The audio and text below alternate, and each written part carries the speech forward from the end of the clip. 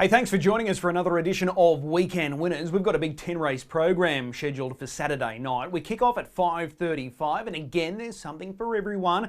There's a good free-for-all, there's a good trotters race, there's a good 3-year-old race to end the program, and a couple of nice mares races as well. So we look forward to the action. Let's hear what the drivers have got to say. We're going to speak with Adam Richardson and Brendan Barnes.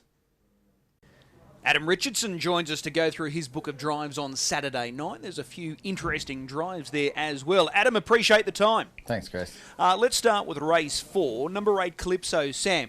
You sat behind this guy for the first time last time out on the grass at Kilcoy, got the job done. So you retain the drive. It's all in your hands, so can you go back to back? Yeah, look, he's got the right draw on Saturday night. Following out was probably going to be the favourite. Should definitely be behind leader, and you know, he sort of really showed me a lot on the grass. Turning for home, I absolutely thought he was gone and probably, you know, lucky to weigh in, but he just fought back real hard and, like you say, was able to get the job done. Okay, so a couple of good takeaways from that first sit behind Calypso Sam last week. As you said, likely to follow out the favourite, Midnight Car. He looks like he's got the speed to hold up from the inside, doesn't he? I think so for sure, yeah. You know, he's sort of probably not the quickest early, but he musters pretty quick, and over the trip I don't think anyone will pester him too much. Okay, so following the leader, that gives him every opportunity. Is the type of horse that can follow a good speed and then, you know, drop a quarter himself at the end of his races? Look, having a look through his form a little bit, I do think he can do it. Like, he's capable of doing it. Probably just depends on how the speed is throughout, you know, whether he's got a lot left at the finish, but I do give him a good hope. Okay, so he's a terrific chance there. Calypso Sam, race 4. Let's go across to race number 6, and this is the mares race. This is the Pink Ribbon Race Week Trophy feature on Saturday night as well. Fairish Day In. You know this mare well. She comes up with gate 3. Is that a good draw for her? Look, it's not the worst. She's the sort of mare you probably don't want to do a great deal with early anyway, so if we can just get a helmet pretty quick. She has been racing quite well, so hopefully the speed's on, we get a helmet early and, you know, she can be there in the finish. How do you reckon this field lines up compared to what she's been racing against of late? I'd say it's probably a little bit tougher. Her last few sort of have been a little bit weaker company, but like I say, she's a mare you sort of don't want to do much with early anyway, so you know, if we can just get a helmet and the speed's good, I do think she'll be in the finish. And just looking at that front row, that's almost guaranteed, isn't it? A genuine tempo. You've got Macarena Maddie likely to go forward, Delta 3 on your insides likely to push forward, and maybe a few of those out deeper. They could also have a look early, so that probably sets up nicely for you. Definitely, yeah, and we're only 2 off the second row.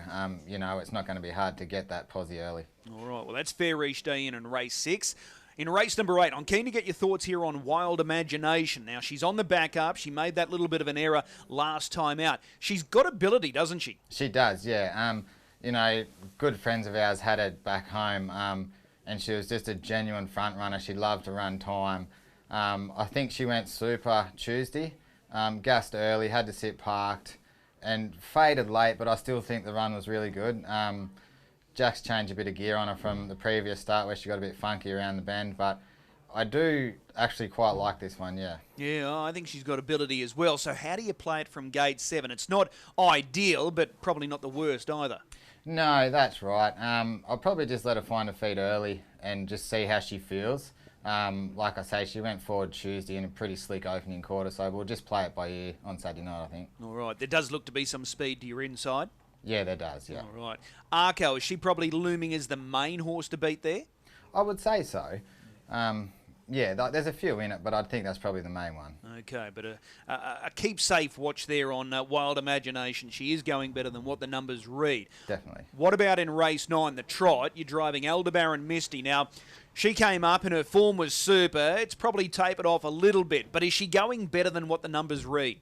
I was quite happy with her run last week out of the mobile. She ran the gate early, ended up sitting behind Talia's horse, sort of got dragged out of it a little bit, and I didn't sort of ask her much in the end. She still had the earplugs in, trotted beautiful with a bit of a gear change. So, you know, if she gets back to just stepping to the front, getting a nice helmet, I don't think she'll be far away either. Okay. Behind the tapes, that's not an issue for her. She's normally a really good beginner, so if she pings away, she could easily lead this field. I think so, yeah. All right. Now, in saying that, the stablemates loom as the hardest to beat here. You've got Funny Face and Adele. They're good quality mares, and they're in form as well. So they're obviously the hardest to beat. I would say so, yeah. You know, they're coming off a bit of a handicap, but they do look, you know, the couple that are going to play a big part in the race. Okay. Jack could easily run 1, 2, 3 there with a bit of luck. I would think so, yeah. All right. Well, a couple of good drives there. Which one are you most looking forward to on Saturday night? I'd probably have to say Calypso Sam at this stage. All right. Race 4, number 8, Calypso Sam, drawn in behind the likely favourite in Midnight Come. Hey, Adam, keep up the good form. Appreciate the time. We'll see you trackside. No worries. Thanks, Chris. Brendan Barnes is with us now to go through his book of drives for Saturday night. Brendan, appreciate the time. No worries, thanks for having me. Race 1, this is the Open, good quality race as well, and you're driving a last start winner here in the shape of High Voltage. Were you in any way, shape or form surprised you were able to run down Deus Ex last week? Not really, sort of, he's been racing really well and sort of Saturday it worked out perfect for us. We didn't have to ask him to come out the gate, so he just sort of settled really good and was just sort of happy to follow the speed, and he's been racing super come with one run, and he's, yeah, who'd have thought sort of 12 months ago that we'd ever be able to drive him this way. Yeah, and that's a good point. He has changed quite a bit, hasn't he? Yeah, definitely. He's sort of still got that, you know, hot-headedness in him. We seen there 2 starts ago. I had to ask him to come out the gate early, and he had a mind of his own there for a little bit, but sort of in his defence and his own credit, he come back to me after sort of 3/4 of a lap, so that was really good. Okay, I've got to ask the question, is he one of the more difficult horses that you've had to drive? Because he can be a bit of a handful, but as we just said, he has improved, but he's not easy, is he? Sort of yes and no. Sometimes you can sort of think, oh, what am I in for here? But then other times he's good as gold. Sort of probably the biggest trouble with him. Sometimes you'll sort of turn out of the circle and you'll head towards the mobile and you just feel like you're going straight through it. But lately he's been really good. I'd say he'll probably want to get on with it a little bit from the second row there on Saturday, but I'd say once they let us go, he'll be sort of pretty happy to just follow him around. Okay, so is this a good setup for him on Saturday night? The fact that it is an open class race, you've got a second row draw, but you're guaranteed a good tempo, so that's going to help. Yeah, absolutely, and it's sort of good that he's off the back row. While he might get a little bit keen on the way to the gate, he's not having to do anything to get anywhere, and he should just sort of be pretty settled from the get-go. So can he beat this opposition? Yeah, I think so. He needs a little bit to happen for him, but he's racing super. He couldn't be going any better. All right, well, that's High Voltage, race 1. Let's go across to race 3. This one's named after you. Our Action Man, again, it's for Graham Dwyer. He's going really well, and like High Voltage, he's really improved. Yeah, he has. His last 2 runs have both been super, and you know he can do a little bit of work and he can get himself up there. He showed that on Saturday night. He had to do all the work for the last sort of 1200, and he wasn't beaten far. So with this race, given that you've got barrier 4, are you likely to be left in that position where you've got to do all the work? Because those 3 to your inside can all get off the arm quick. Yeah, they can all get off a little bit. We'll probably have to look to get as forward as we can and just try and be handy. But, you know, as you said, he's racing really well and he's sort of not without a chance in a race like that. Okay, so he's fit and in form and he's ready to go again. Definitely. All right. Race 5, Jillaby Chambers. The obvious question, what's happened the last couple? She's been a little bit temperamental, so what are you expecting here on Saturday night? Yeah, she's always been like that. She can do that from time to time. I'm sort of not really expecting her to play up too much. She'll drawn sort of pretty awkwardly and probably going to have to go back and come with one run. But her trial was really good, I thought, last week. So she'll, hopefully there'll be a little bit happening and she'll get to the line well. Yeah, a win wouldn't shock because I wouldn't say this is the strongest mare's quality that we've got here. Not strong by any means. I think probably just the draw and the maps against her a little bit. She races a lot better if she can get to the fence. That probably doesn't look like happening there, but she'll take a lot of benefit out of the run for sure. Okay. Race 6, this is another race for the mares. This is the band 5, and you're driving Gwyneth P. We keep hearing it week after week. It's only a matter of time before she wins one. She's got a nice trailing draw here, so could Saturday night, could this be her night? Yeah, well, it's not an overly strong mares race, you know, for the good money that's there for that race. It's not as strong as it probably could be. So, yeah, if she needs a little bit to happen for her, but yeah, she could definitely bob up. So you're hoping that they sort of just carve each other up early here? Yeah, if they run along pretty genuinely and it sort of doesn't sort of set up to sit and sprint them, yeah, we'll be right. It's hard to rule her out because when you look at the sectional data each and every week, she is consistently clocking good numbers. So it's only a matter of time, but, you know, the pockets are starting to wear a little thin.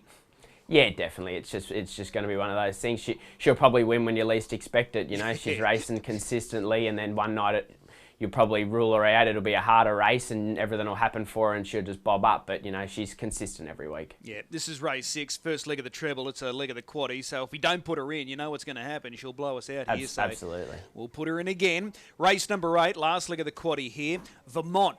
Did she surprise you with her victory last time out?